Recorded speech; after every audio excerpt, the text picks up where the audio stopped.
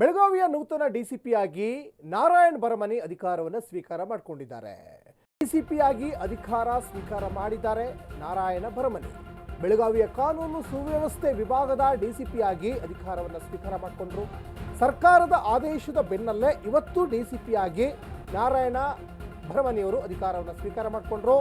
ಇನ್ನು ಅಧಿಕಾರ ಸ್ವೀಕರಿಸ್ತಾ ಇದ್ದಂತೆ ಶುಭ ಕೋರ್ಲಿಕ್ಕೆ ಫ್ಯಾನ್ಸ್ ಕೂಡ ಆಗಮಿಸಿದ್ರು. ಕಾನೂನು ಸುವ್ಯವಸ್ಥೆ ಕಾಪಾಡುವ ಜವಾಬ್ದಾರಿಯನ್ನು ಸರ್ಕಾರ ಈಗ ಕೊಟ್ಟಿತ್ತು. ಇದೇ ನಾರಾಯಣ್ ಭರಮನಿಯವರು ಸಿದ್ದರಾಮಯ್ಯನವರಿಂದ ಅವಮಾನ ಆಯಿತು ಅಂದರೆ ತುಂಬಿದ ಸಭೆಯಲ್ಲಿ ಅವಮಾನ ಮಾಡಿದ್ರು ಅಂತ ಹೇಳ್ಬಿಟ್ಟು ರಾಜೀನಾಮೆಗೂ ಮುಂದಾಗಿದ್ರು. ನನಗೆ ಈ ಹುದ್ದೆನೇ ಬೇಡ ಅಂತ ಹೇಳ್ಬಿಟ್ಟು ರಾಜೀನಾಮೆಗೂ ಕೂಡ ಮುಂದಾಗಿದ್ರು. ಮತ್ತು ಎನ್ಕೌಂಟರ್ ಸ್ಪೆಷಲಿಸ್ಟ್ ಆಗಿ ಇವ್ರನ್ನ ಜನ ಗುರುತಿಸ್ತಾರೆ. ಮತ್ತು ರಾಜ್ಯದ ಕಾನೂನು ಸುವ್ಯವಸ್ಥೆ ಕಾಪಾಡುವಲ್ಲೂ ಕೂಡ ಇವರ ಪಾತ್ರ ದೊಡ್ಡ ಮಟ್ಟದಲ್ಲಿದೆ. ಹಾಗಾಗಿ ಇವರಿಗೆ ಅವ್ರದ್ದೇ ಆದಂಥ ಒಂದು ಘನತೆ ಇದೆ, ಗೌರವ ಇದೆ. ಅಂತಹ ಒಬ್ಬ ಸಿನ್ಸಿಯರ್ ಪೊಲೀಸ್ ಆಫೀಸರ್ಸ್ಗೆ ಸಿದ್ದರಾಮಯ್ಯನವರಿಂದನೇ ಅವಮಾನ ಆಗುತ್ತೆ. ಹಾಗಾಗಿ ರಾಜೀನಾಮೆ ಕೊಡೋಕ್ಕೆ ಮುಂದಾಗಿದ್ರು. ಈಗ ಸರ್ಕಾರ ಕರೆದು ಅವರಿಗೆ ಒಂದು ಒಳ್ಳೆ ಹುದ್ದೆಯನ್ನು ಕೊಟ್ಟಿದೆ. ನಮಗೆ ಬೆಳಗಾವಿ ನಗರದ ಕಾನೂನು ಸುವ್ಯವಸ್ಥೆ ಡಿಸಿಪಿ ಅಂತೇಳಿ ಆದೇಶ ಮಾಡಿದಂಗೆ ಇವಾಗ ನಾನು ಬಂದು ಪ್ರಭಾವ ವಹಿಸ್ಕೊಂಡಿದ್ದೀನಿ. ಹಿರಿಯ ಅಧಿಕಾರಿಗಳ ಮಾರ್ಗದರ್ಶನದಲ್ಲಿ ಎಲ್ಲ ಸಹೋದ್ಯೋಗಿಗಳ ಸಹಕಾರದೊಂದಿಗೆ ಸಾರ್ವಜನಿಕರು ಮತ್ತು ಎಲ್ಲ ರಾಜಕೀಯ, ಸಾಮಾಜಿಕ ಮತ್ತು ಧಾರ್ಮಿಕ ಮುಖಂಡರ ಸಹಕಾರದೊಂದಿಗೆ ಉತ್ತಮ ಬೆಳಗಾವಿ ಮತ್ತು ಸುರಕ್ಷಿತ ಬೆಳಗಾವಿ ಮಾಡೋ ನಿಟ್ಟಿನಲ್ಲಿ ನಾವು ಪ್ರಯತ್ನ ಮಾಡ್ತೀವಿ. ಆ ನಿಟ್ಟಿನಲ್ಲಿ ತಮ್ಮೆಲ್ಲರಿಗೂ ಮತ್ತು ಸಾರ್ವಜನಿಕರಿಗೆ ಎಲ್ಲ ಸಹಕಾರ ಬೇಕು. ಶಾಂತಿ ಮತ್ತು ಸುವ್ಯವಸ್ಥೆ ಕಾಪಾಡುವಲ್ಲಿ ಎಲ್ಲರ ಸಹಕಾರನ ಈ ಮೂಲಕ ಕೋರ್ತಾ ಇದ್ದೀವಿ. ಸರ್ಕಾರ ನಮಗೆ ಬೆಳಗಾವಿಯ ನೂತನ ಡಿಸಿಪಿಯಾಗಿ ನಾರಾಯಣ್ ಭರಮನಿ ಅಧಿಕಾರವನ್ನು ಸ್ವೀಕಾರ ಮಾಡಿದ್ರು. ಮತ್ತೊಂದು ಕಡೆ ಇಲ್ಲಿ ಅವ್ರನ್ನ ಬಹಳ ಪ್ರೀತಿಯಿಂದ ಸ್ವಾಗತ ಮಾಡಿದ್ರು, ಹೂಗುಚ್ಛವನ್ನು ನೀಡಿ. ಮತ್ತು ಅವರ ಸಿಬ್ಬಂದಿ ವರ್ಗದವರು ಕೂಡ ಅಲ್ಲಿ ಹೂಗುಚ್ಛ ನೀಡಿ ಅವ್ರನ್ನ ಪ್ರೀತಿಯಿಂದ ಬರಮಾಡ್ಕೊಳ್ತಾ ಇರೋದು ಕೂಡ ಗಮನಿಸ್ತಾ ಇದ್ದೀರಾ. ಮತ್ತು ಸಾಕಷ್ಟು ರಾಜ್ಯದ ಕಾನೂನು ಸುವ್ಯವಸ್ಥೆ ಹದಗೆಟ್ಟು ಹೋದಂಥ ಸಂದರ್ಭದಲ್ಲಿ ಇಂತಹ ಸಿನ್ಸಿಯರ್ ಪೊಲೀಸ್ ಆಫೀಸರ್ಸ್ಗಳ ಅನಿವಾರ್ಯತೆ ಇದೆ.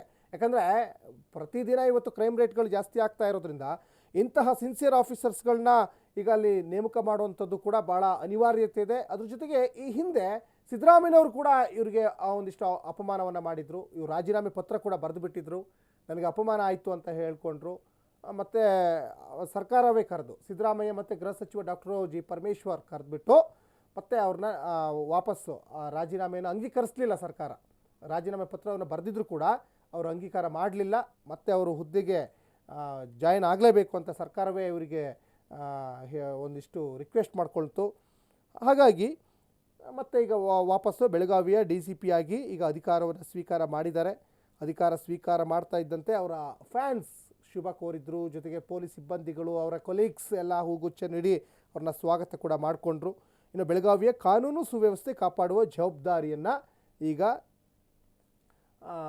ಸರ್ಕಾರ ಇವರಿಗೆ ಕೊಟ್ಟಿದೆ. ಇನ್ನು ಬೆಳಗಾವಿ ಅಂದಾಗ ಒಂದಿಷ್ಟು ಗಡಿ ಭಾಗದ ವಿವಾದಗಳು, ಸಾಕಷ್ಟು ಗಲಾಟೆ, ಘರ್ಷಣೆಗಳು ಎಲ್ಲವೂ ಕೂಡ ನಡೀತಾ ಇರ್ತದೆ. ಇನ್ನು ನಿನ್ನೆ ಡಿಸಿಪಿಯಾಗಿ ನಾರಾಯಣ್ ಭರಮನಿಗೆ ಮುಂಬಡ್ತಿಯನ್ನು ಕೊಟ್ಟಿದೆ ಸರ್ಕಾರ. ಏಪ್ರಿಲ್ 28ರ ಬೆಳಗಾವಿ ಸಮಾವೇಶದಲ್ಲಿ ಭರಮನಿಗೆ ಅಪಮಾನ ಆಗಿತ್ತು. ನಾರಾಯಣ ಭರಮನಿ ಮೇಲೆ ಸಿದ್ದರಾಮಯ್ಯನವರು ಕೈ ಎತ್ತಿದ್ರು. ಮನನೊಂದು ಸ್ವಯಂ ನಿವೃತ್ತಿಗೂ ಕೂಡ ಮುಂದಾಗಿದ್ರು ಭರಮನಿ. ಸಿದ್ದರಾಮಯ್ಯನವರಿಂದಲೇ ಅಪಮಾನ ಆಗಿತ್ತು. ASP ಹುದ್ದೆಗೆ ರಾಜೀನಾಮೆ ಪತ್ರವನ್ನು ಭರಮನಿ ಸಲ್ಲಿಸಿದ್ರು. ಇದು ರಾಜ್ಯ ರಾಜಕಾರಣದಲ್ಲಿ ಸಾಕಷ್ಟು ಸಂಚಲನ ಮೂಡಿಸಿತ್ತು. ಭರಮನಿಯವರ ನಿವೃತ್ತಿ ಘೋಷಣೆ. ಭರಮನಿಗೆ ಫೋನ್ ಮಾಡಿ ಸಿದ್ದರಾಮಯ್ಯನವರೇ ಮನವೊಲಿಸ್ತಾರೆ. ಇದೀಗ ASP ಹುದ್ದೆಯಿಂದ DCPಯಾಗಿ ಮುಂಬಡ್ತಿ ಪಡ್ಕೊಂಡಿದ್ದಾರೆ. ತುಂಬಿದ ಸಭೆಯಲ್ಲಿ ಅಪಮಾನ ಮಾಡ್ತಾರೆ ಸಿದ್ದರಾಮಯ್ಯನವರು. ಅಂದರೆ ಹೊಡಿಲಿಕ್ಕೆ ಕೈ ಎತ್ತಿಬಿಡ್ತಾರೆ ಸಿದ್ದರಾಮಯ್ಯನವರು. ಮತ್ತು ಈ ಹಿಂದೆ ಜಿಲ್ಲಾಧಿಕಾರಿಗಳ ಮೇಲೂ ಕೂಡ ಅದೇ ಥರ ಒಂದಿಷ್ಟು ದರ್ಪ ತೋರಲಿಕ್ಕೆ ಮುಂದಾಗಿದ್ದರು. ಅದ್ರ ಜೊತೆಗೆ ASP ಆದಂಥ ಸಂದರ್ಭದಲ್ಲೂ ಕೂಡ ನಾರಾಯಣ್ ಭರಮನಿ ಮೇಲೆ ಕೈ ಎತ್ತಲಿಕ್ಕೆ ಸಿದ್ದರಾಮಯ್ಯನವರು ಮುಂದಾಗ್ತಾರೆ. ಈಗ ಅವರು ASPಯಿಂದ DCPಯಾಗಿ ಅಧಿಕಾರವನ್ನು ಬೆಳಗಾವಿಯ ಒಂದು ಕಾನೂನು ಸುವ್ಯವಸ್ಥೆ ಕಾಪಾಡುವ ಜವಾಬ್ದಾರಿಯನ್ನು ಸರ್ಕಾರ ಕೊಟ್ಟಿದೆ. ಭಾಳ ಖುಷಿಯಲ್ಲಿ ಅಧಿಕಾರವನ್ನು ಸ್ವೀಕಾರ ಮಾಡ್ತೀವಿ ಅಂತ ಅವ್ರು ಹೇಳ್ತಾ ಇದ್ದಾರೆ. ದೃಶ್ಯಗಳಲ್ಲಿ ಗಮನಿಸ್ತಾ ಇದ್ದಾರೆ, ಎರಡೂ ದೃಶ್ಯ ಗಮನಿಸ್ತಾ ಇದ್ದೀರಾ. ಸಿದ್ದರಾಮಯ್ಯನವರು ಈ ಹಿಂದೆ ನಾರಾಯಣ್ ಭರಮನಿ ಮೇಲೆ ಕೈ ಎತ್ತಿರುವಂಥದ್ದು ಕೂಡ ಗಮನಿಸ್ತಾ ಇದ್ದೀರಾ.